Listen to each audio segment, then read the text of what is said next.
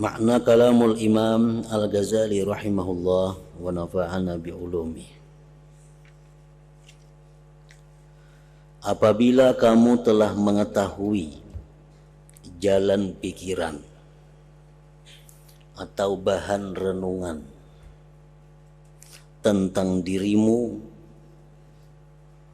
maka berpikirlah tentang bumi yang menjadi tempat tinggalmu.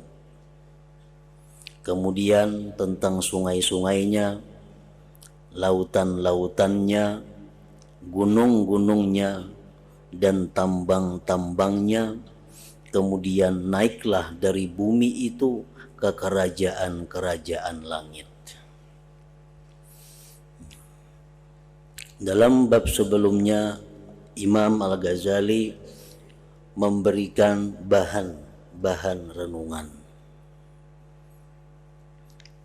Kita disuruh berpikir, disuruh merenung apa nang direnungakan, apa nang dipikirakan supaya mendatangkan faidah. Nah, bahan renungan itu dijelaskan dengan rinci oleh Imam Ghazali. Yang pertama, beliau menjelaskan bagaimana bahan renungan kita tentang diri kita. Nah, setelah kita mengetahui jalan renungan dalam diri kita, kemudian kita disuruh lagi berpikir tentang bumi yang menjadi tempat tinggal kita. Di dalam Al-Quran, Allah Subhanahu wa Ta'ala berfirman mengenai bahan renungan pikiran bumi ini. Afala yanzurun ilal ibili kaifa khuliqat wa ilas sama'i kaifa rufi'at wa ilal jibali kaifa nusibat wa ilal ardi kaifa sutihat. Apakah mereka tidak merenungkan, tidak memikirkan kepada unta bagaimana dia diciptakan? Nah, artinya itu isyarat kepada kita untuk merenungi bagaimana unta itu diciptakan. Wa ilas sama'i kaifa rufi'at, apakah mereka tidak memikirkan, kadang merenungkan bagaimana langit itu ditinggikan Allah. Wa ilal jibali kaifa nusibat, apakah mereka tidak memandang, tidak merenungkan bagaimana gunung-gunung itu ditegakkan.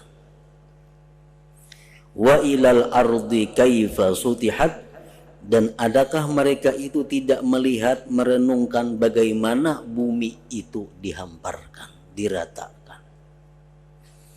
Nah, jadi semua itu adalah merupakan bahan renungan yang mendatangkan faidah besar. Dalam ayat lain Allah menjelaskan wa fil ardi ayatun lil muqinin wa fi anfusikum afala tubsirun. Dan pada bumi itu banyak tanda-tanda yang menunjukkan kebesaran Allah bagi orang-orang yang mempunyai keyakinan. Dan pada diri kamu pun banyak tanda-tanda yang menunjukkan maha kuasanya Allah, maha hebatnya Allah. Afala tubsirun, apakah kamu tidak melihat? Nah, ini sindiran daripada Allah kepada kita untuk merenungi itu, baik diri kita dan bumi tempat tinggal kita.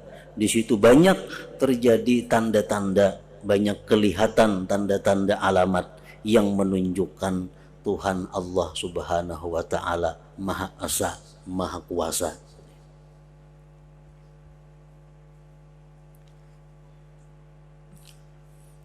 Firman Allah lagi yang berkaitan dengan pemikiran terhadap bumi ini. Ma khalaqnas samawati wal arda wa ma bainahuma illa bil haqq. Tidak kami ciptakan langit, bumi dan antara keduanya melainkan dengan hak, dengan benar. Arti dengan benar itu bahwa Allah tidak menciptakan bumi dan langit ini tanpa ada makna, tanpa ada rahasia, tanpa ada manfaat, tanpa ada guna.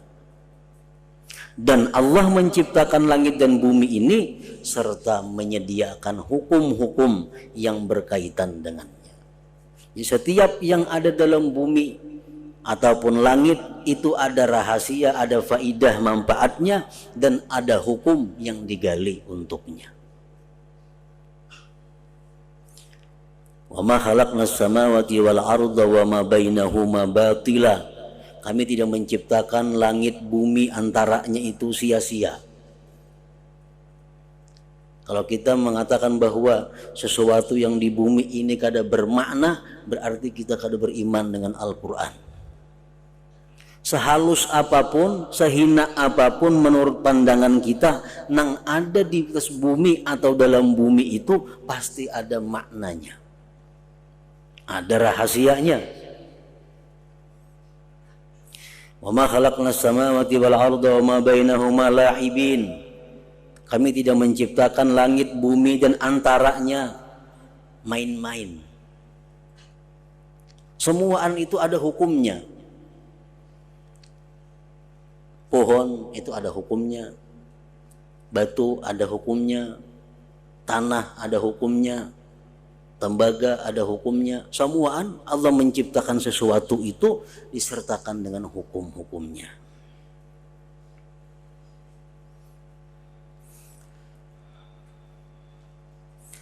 Adapun bumi, maka di antara tanda-tanda kebesarannya Allah Subhanahu wa Ta'ala bahwa Dia menciptakan bumi menjadi hamparan dan terbentang dan membuat padanya jalan-jalan yang berliku-liku dan menjadikan bumi itu dapat ditundukkan, dapat diatur. Artinya Allah menciptakan bumi ini bisa diatur oleh manusia,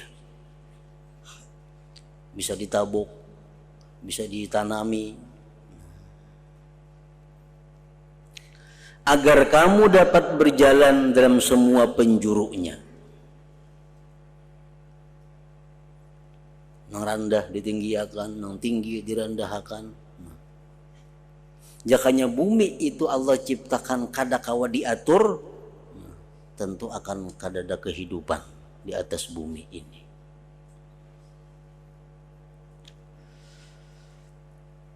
Dan menjadikannya bulat yang tidak bergerak. Bumi itu bulat diciptakan Allah dan kada terasa bergerak. Allah kada merasakan kepada kita bagaimana gerak bumi, padahal bumi itu diyakini bergerak.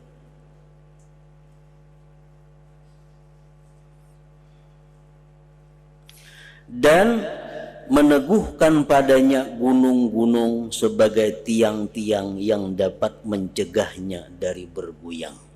Nah, gunung-gunung itu diciptakan oleh Allah untuk keseimbangan bumi, agar bumi ini tenang, bumi ini gana, kada terasa goyangannya.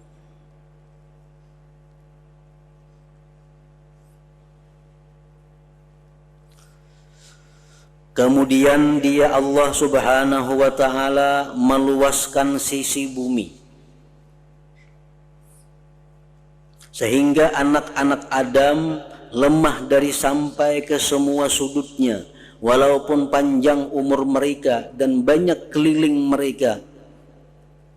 Kada kawa liput, kayak apa aja orang mengelilingi bumi itu kada kawa liput daripada luasnya itu bumi. Walaupun umur mereka panjang dan berkeliling-keliling. Jadi orang yang keliling dunia itu hanya orang yang mengelilingi sebagian kecil daripada dunia. Allah Ta'ala berfirman, "Was-samaa'a banainaha bi'aidi wa inna lamusi'un wal arda farashnaha fa ni'mal mahidun." Artinya, dan langit itu kami bangun dengan kekuasaan kami, dan sesungguhnya kami benar-benar berkuasa. Dan bumi itu kami hamparkan, maka sebaik-baik yang menghamparkan adalah kami. Dan Allah Ta'ala berfirman, huwallazi ja'ala lakumul arda dhalulan famshu fi manakibiha. Artinya, dialah yang menjadikan bumi itu mudah bagimu. Maka berjalanlah di segala penjurunya.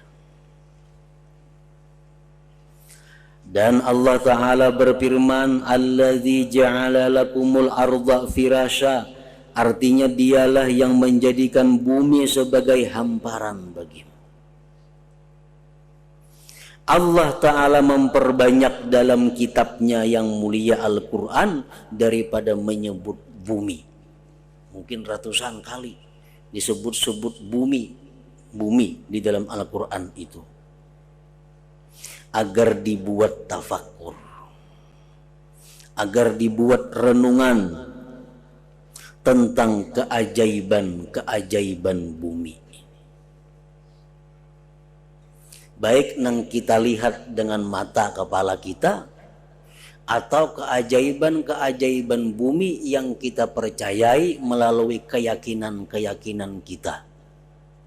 Bumi bisa menangis, bumi bisa tertawa, bumi bisa melaknat, bumi bisa memintakan ampun kepada manusia yang di atasnya. Orang yang memperbuat dosa itu dilaknat oleh bumi. Sebenarnya bumi itu keberatan, di atasnya itu ada orang-orang yang maksiat kepada Allah.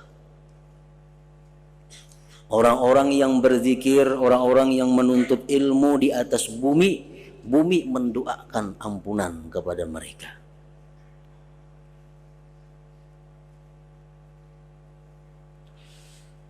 Itu di dalam dunia waktu masih hidup. Dan sesudah kita mati pun bumi ini menceritakan apa yang pernah terjadi di atasnya di hadapan Allah Subhanahu wa Ta'ala. Nah, ini keajaiban si bumi ini.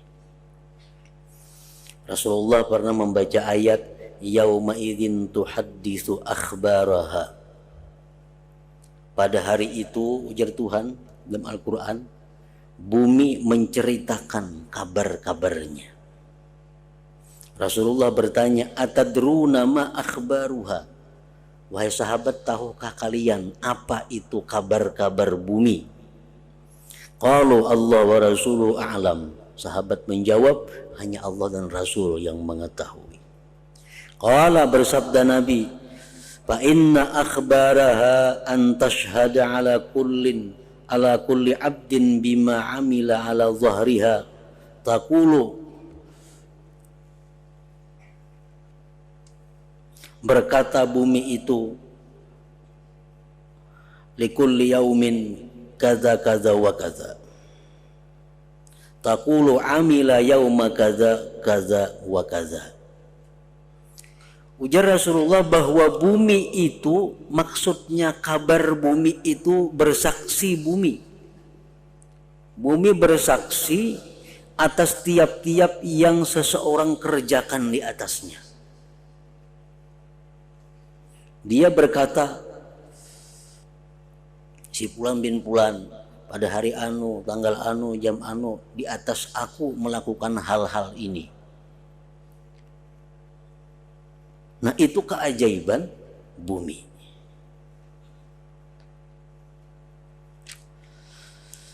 Maka permukaan bumi adalah tempat tinggal bagi orang-orang yang hidup, dan di dalamnya bumi adalah tempat tidur bagi orang-orang yang telah mati. Allah Ta'ala berfirman, alam naj'alil arda kifata ahya'a wa amwata. Artinya, bukankah kami menjadikan bumi tempat orang-orang berkumpul, orang-orang hidup dan orang-orang mati?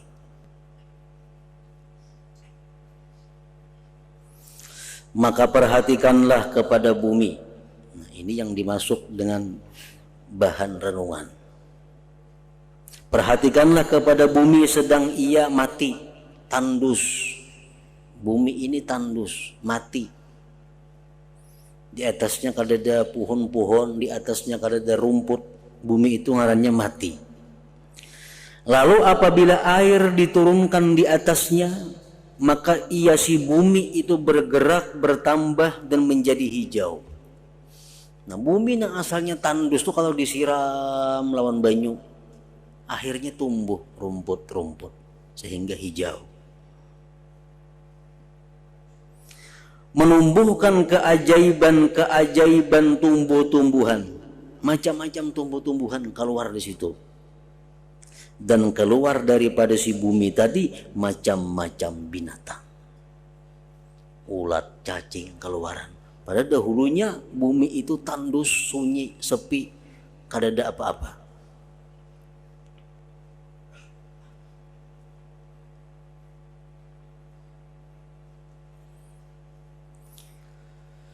Kemudian perhatikanlah bagaimana dia Allah Subhanahu wa ta'ala mengukuhkan sisi-sisi bumi dengan gunung-gunung yang tetap tinggi, keras lagi kuat.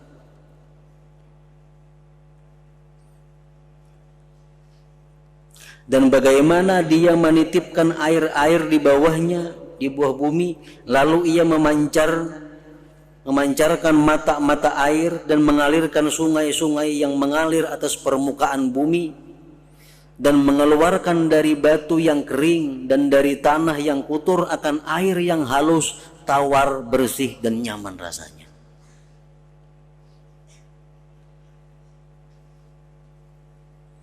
Ini di dalam bumi ini macam-macam ciptaan Allah. Dan dia menjadikan dengan air itu setiap sesuatu yang hidup. Lalu mengeluarkan dengannya macam-macam pohon dan tumbuh-tumbuhan dari biji-bijian, anggur, tebu, zaitun, kurma, delima, dan buah-buah yang banyak yang tidak dapat terhitung, yang bermacam-macam bentuk, warna, rasa, sifat, dan bau, yang sebagiannya melebihi atas sebagian yang lain dalam memakannya, yang disiram dengan satu air dan dikeluarkan dari satu tanah. Dari air nang satu, dari tanah nang satu, keluar berbagai macam buah yang berlain-lain rasanya, berlain-lain sifatnya. Itu menunjukkan bahwa di situ ada yang mengatur, yaitu Allah Subhanahu wa ta'ala.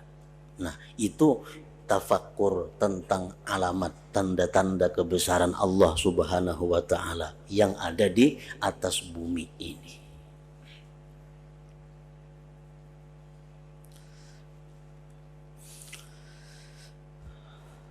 Sebagian ahli hikmah atau ba'dul hukama berkata, apa-apa yang mesti kita pikirkan, apa-apa yang mesti kita renungkan, dan apa-apa yang jangan direnungkan.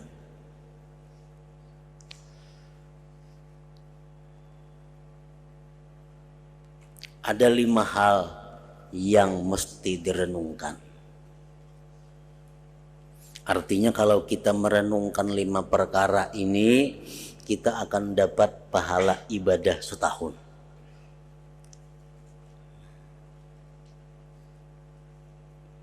Yang pertama yang dipikirkan, yang direnungi itu adalah ayat atau alamat, tanda-tanda. Ya macam bumi, macam diri kita.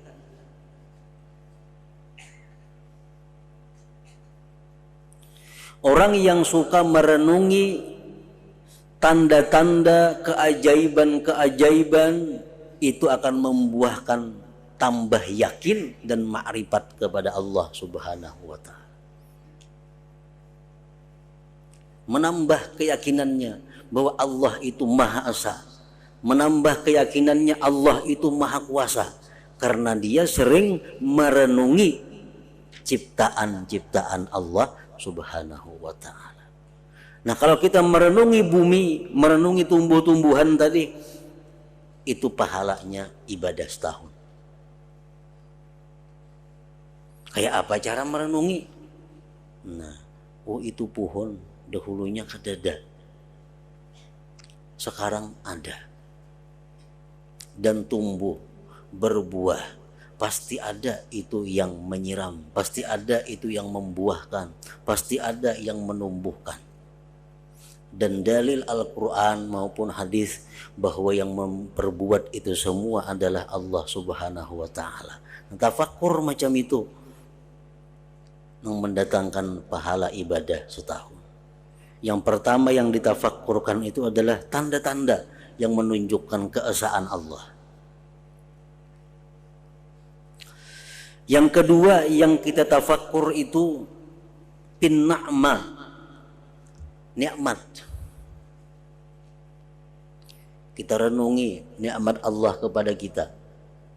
Baik nikmat Allah yang diberikan ke dalam diri kita atau nikmat Allah yang diberikan kepada sekitar kita untuk menunjang kehidupan kita. Kita renungi nikmat sihat, renungi nikmat rezeki, renungi nikmat penglihatan, renungi nikmat pendengaran. Kita kalau membayangkan kayak apa susahnya orang yang kadang mendengar itu. Kita mendengar, ada kawan saya pun kadang mendengar susah. Kita rasakan bahwa kita dapat nikmat mendengar. Nah, kalau kita merenungi nikmat-nikmat Allah yang diberikan kepada kita itu akan menambahkan kecintaan kita kepada Allah Subhanahu wa Ta'ala. Pasti menambah cinta. Kalau kita tuh memikirkan si Fulan umpamanya, Fulan tuh rancak menolong kita, apa-apa yang membantu kita, apa-apa yang memperhatikan kita. Kita sakit ingin mengobati kita, kita kesusahan ingin memberi makan kita. Si Fulan tuh, kalau kita ingat-ingat kebaikannya lawan kita, pasti kita bertambah sayang, bertambah cinta kepada Fulan itu. Nah, merenungi nikmat Allah seperti itu menambahkan cinta kepada Allah. Itu pun mendapatkan pahala tadi ibadah setahun. Yang ketiga yang direnungi adalah tisawab, pahala, ganjaran. Kita memikirkan, merenungkan sebuah hadis yang sahih daripada Rasulullah Sallallahu Alaihi Wasallam. Orang yang sembahyang 2 rakaat sunat subuh, dia akan mendapat pahala yang nilainya lebih baik daripada dunia dan isinya. Nah, coba kita merenungi itu, dunia dan isinya. Lebih baik daripada itu diberikan Allah kalau kita mampu sembahyang sunat 2 rakaat sunat subuh. Nah, bila kita merenungi itu menumbuhkan kesukaan, kekuatan, kerajinan untuk ibadah. Nah, kita kalau membayangkan kayak apa dunia, ada berlian, ada intan, ada emas, ada perak, ada macam-macam. Tapi kalau kita sembahyang 2 rakaat subuh, balasannya itu lebih daripada itu. Nah, yang keempat yang kita renungkan, yang kita pikirkan, bil iqab, siksa. Baik dalam Al-Quran, baik dalam hadis, bagaimana ancaman-ancaman orang yang durhaka kepada Allah. Orang yang kada sembahyang begitu masuk kubur langsung dihadang oleh ular besar. Orang yang kada berzakat diancam dengan disatum lawan hartanya. Hartanya diulah satum, dipirik manusia yang kada bersedekah itu dengan hartanya sendiri. Maka dalam neraka, membayangkan, merenungi siksa-siksa Allah seperti itu membuat kita takut lalai. Mungkin kita berpikir stomat gitu memikirkan merenungi pahalanya maka ibadah setahun. Yang kelima yang kita renungi adalah ihsanullah ilal abdi wa jafa'ul abdi lillah.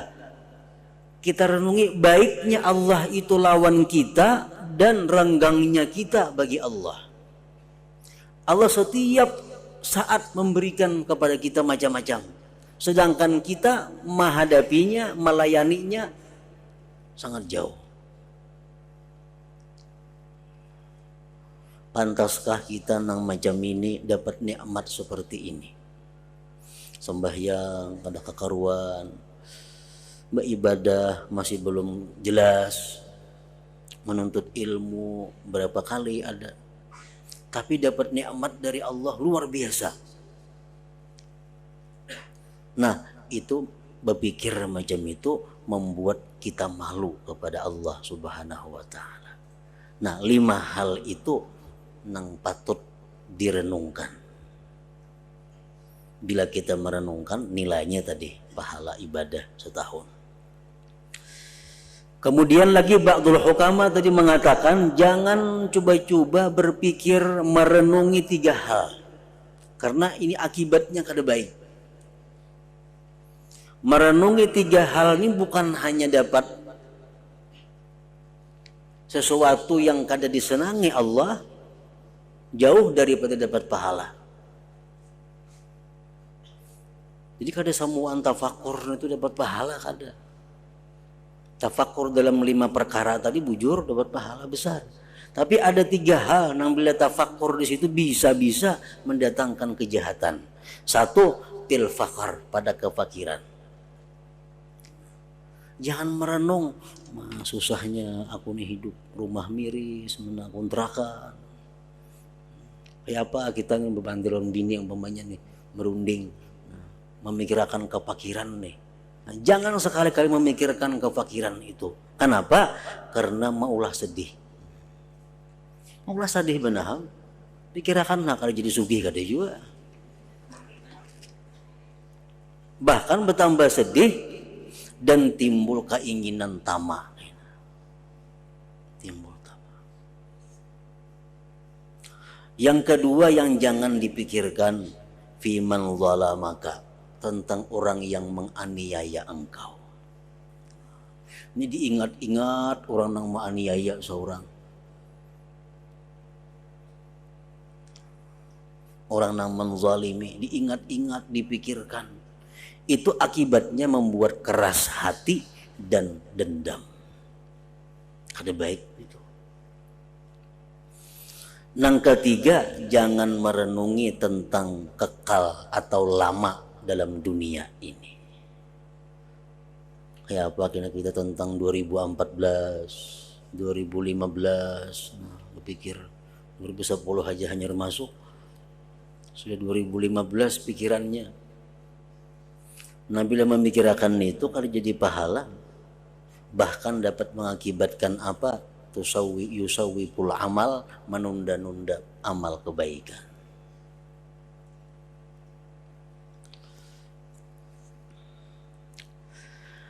Nah, jadi salah satu yang jadi renungan yang dapat faidah adalah merenungkan ayat tanda-tanda ciptaan Allah Subhanahu wa taala.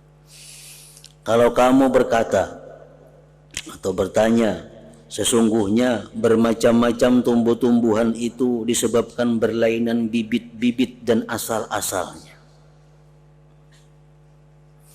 Jawabnya, maka kapan pada biji kurma ada batang kurma dan dikelilingi dengan tundun-tundun buah kurma. Kita menanam biji kurma, adalah batangnya yang ditanam, adalah daunnya, adalah biji buahnya. Cuma biji yang ditanam. Sekali hidup jadi batang ganal, jadi daun, jadi dahan, jadi macam-macam. Dan kapan dalam satu biji ada 7 tangkai? Adalah betangkai biji ini tuh ada. Pada tiap-tiap satu tangkai ada 100 biji.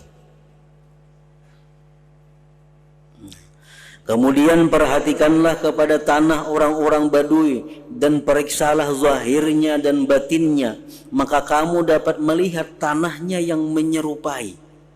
Kita ke kampung-kampung, ke dusun-dusun berjalan, tanah tuh mirip-mirip aja.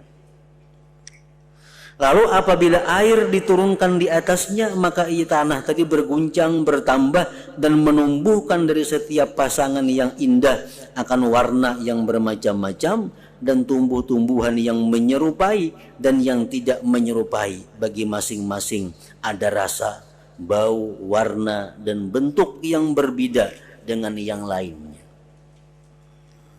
Maka perhatikanlah kepada banyaknya tumbuh-tumbuhan, berlainan macam-macamnya dan banyaknya bentuk-bentuknya, kemudian berlainan tabiat-tabiat tumbuh-tumbuhan dan banyak manfaat-manfaatnya.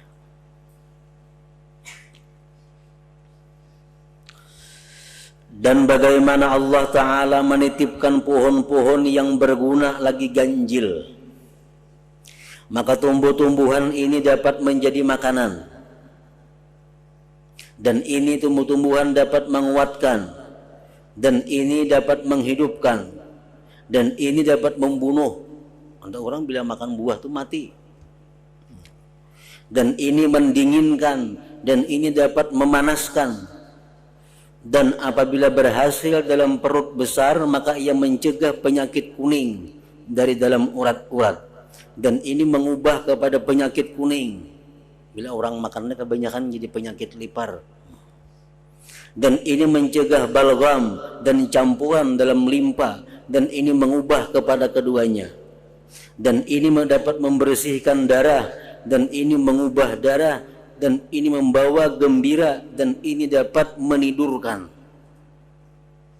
Orang makan buah, tuh nona guring aja lagi. Atau makan sayur, bila makan kangkung nona guring aja mata.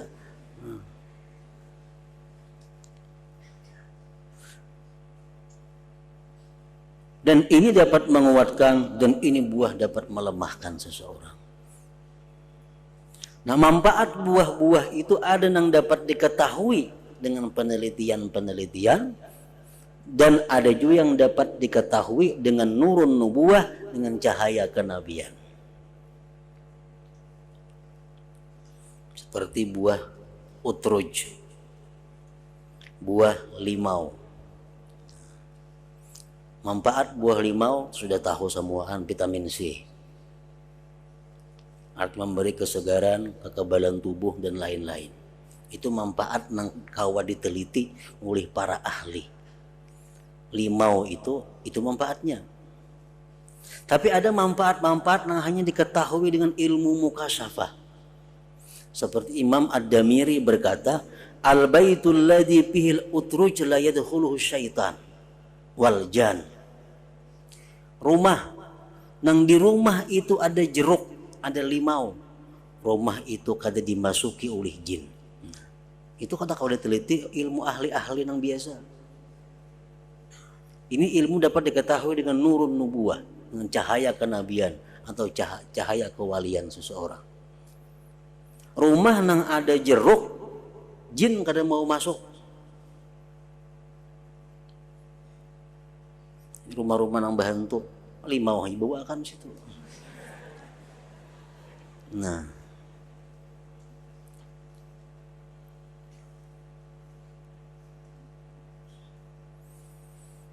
dan lagi disebutkan al-utruj dawa usu'il khuluq. Jeruk itu adalah obat bagi orang yang jahat perangainya.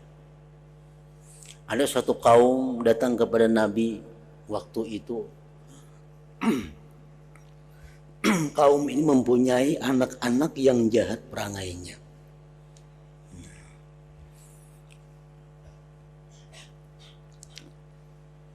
Berkumpul orang-orang, orang ini tak kumpul mempunyai anak yang kada kau diurusnya. Datang kepada Nabi minta petunjuk kayak apa anak-anak ini. Allah mewahyukan kepada Nabi itu bahwa anak-anak itu beri makanilah utruj limau. Cuma kada dipadahkan berapa biji sehari itu benar aja. Beri makani limau. Karena limau itu adalah obat bagi orang-orang yang jahat budi pekertinya. Nah, itu hikmah manfaat rahasia ciptaan Allah yang diketahui dengan nurun nubuwah.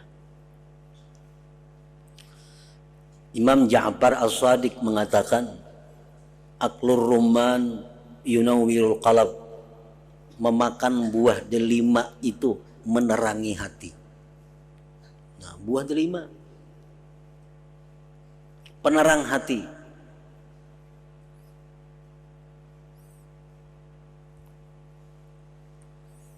Imam Ali bin Abi Thalib mengatakan, kulur rumman bilubbih, makanlah buah delima itu lawan biji-bijinya.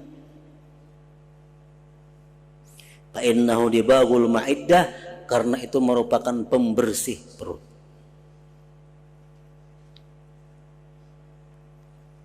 Jadi manfaat daripada tumbuh-tumbuhan, manfaat buah-buahan itu dapat diketahui dengan penelitian-penelitian ahli di bidang itu, dan dapat juga diketahui dengan wahyu atau ilham langsung dari Allah Subhanahu wa taala kepada orang yang dikehendakinya.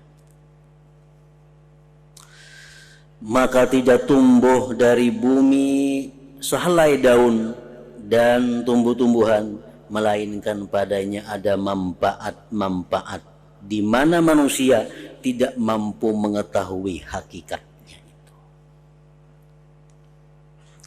Dan masing-masing dari tumbuh-tumbuhan ini petani memerlukan dalam pemeliharaannya kepada perbuatan tertentu. Maka kurma itu dikawinkan dan anggur dibersihkan, dan pertanian dibersihkan rumput dan hutan, dan sebagian yang demikian itu dapat tumbuh dengan menyebarkan benih, dan sebagiannya dengan menanamkan ranting, dan sebagiannya naik di pohon. Ada pohon tumbuh-tumbuh melayap di pohon.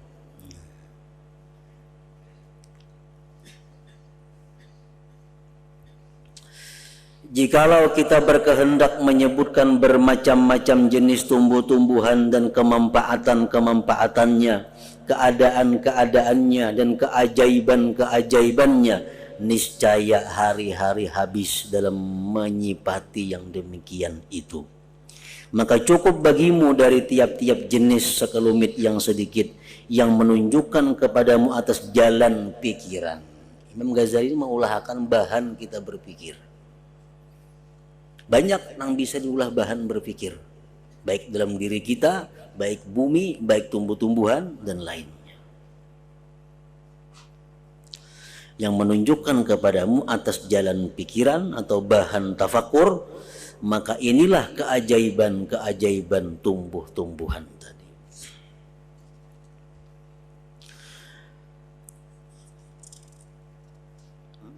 Dan di antara tanda-tanda kebesaran Allah adalah benda-benda yang disimpan di bawah gunung-gunung dan tambang-tambang yang berhasil dari bumi.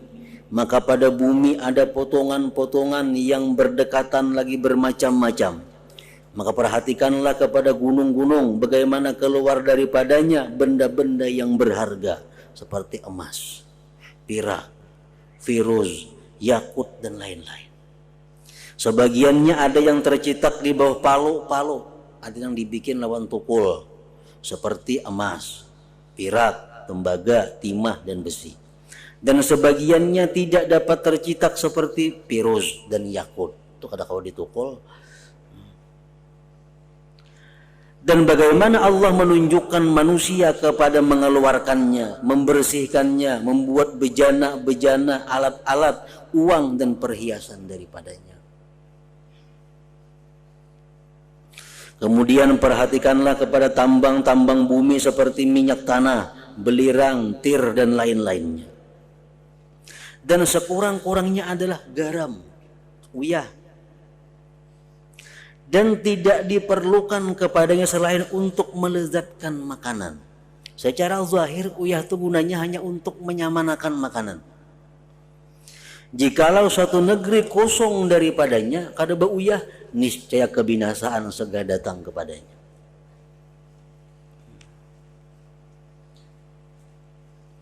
Maka perhatikanlah kepada rahmat Allah Ta'ala. Bagaimana dia menciptakan sebagian bumi itu tanah berair, lembab serta asin, dengan bendanya di mana berkumpul padanya air yang bersih dari hujan, lalu berubah menjadi garam yang asin, yang dibakar, yang tidak mungkin diperoleh satu miskal pun daripadanya, agar demikian itu melezatkan makananmu apabila kamu makan, lalu menjadikan gembira kehidupan. Dan tidak ada benda, hewan maupun tumbuh-tumbuhan melainkan padanya ada hikmah-hikmah dari jenis ini. Tidaklah diciptakan sesuatu daripadanya dengan sia-sia tanpa faedah, main-main dan senda gurau. Tetapi semua itu diciptakan dengan benar sebagaimana mestinya dan atas aturan yang semestinya dan seperti yang layak dengan kebesarannya Allah, kemurahannya Allah dan kasih sayangnya Allah. Karena itulah Allah Ta'ala berfirman, wa ma khalaqnas samawati wal arda wa ma bainahuma la'ibin ma khalaqnahuma illa bil haqq. Artinya yang kami tidak menciptakan langit dan bumi dan apa yang diantara keduanya dengan main-main.